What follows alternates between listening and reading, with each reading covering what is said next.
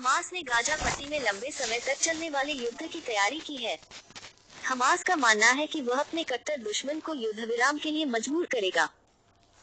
सूत्रों ने बताया कि गाजा पर शासन करने वाले हमास ने हथियारों, मिसाइलों, भोजन और चिकित्सा आपूर्ति का भंडार जमा कर लिया है। हमास का ये कदम इजरायल के लिए मुसीबत बन सकता है।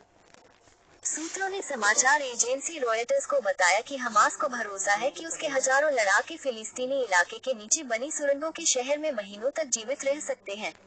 साथ ही वह शहरी गुरिल्ला रणनीति से इजरायली बलों को परास्त कर सकते हैं। हमास का मानना है कि इजरायल पर घेराबंदी समाप्त करने के लिए अंतर्राष्ट्रीय दबाव जरूरी है।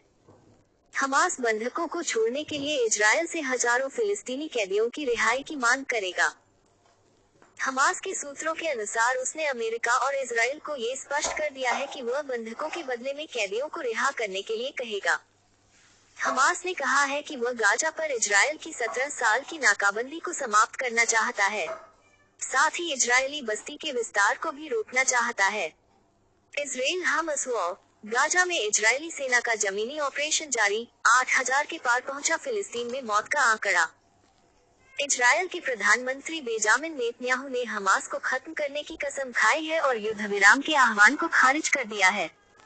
इजरायली अधिकारियों का कहना है कि वे इस बारे में किसी भ्रम में नहीं है कि आगे क्या हो सकता है। संयुक्त राष्ट्र में इजरायल के पूर्व राजदूत डैनी डेनन ने कहा कि देश ने खुद को लंबे और दर्दनाक युद्ध के लिए तैयार कर लिया है। उन्होंने रॉयटर्स से कहा, हम जानते हैं कि अंत में हम जीतेंगे और हमास को हरा देंगे। हमें बहुत सतर्क और सावधान रहना होगा और समझना होगा कि यह एक बहुत ही जटिल शहरी क्षेत्र है। सूत्रों के अनुसार हमास के पास लगभग 40,000 लड़ाके हैं।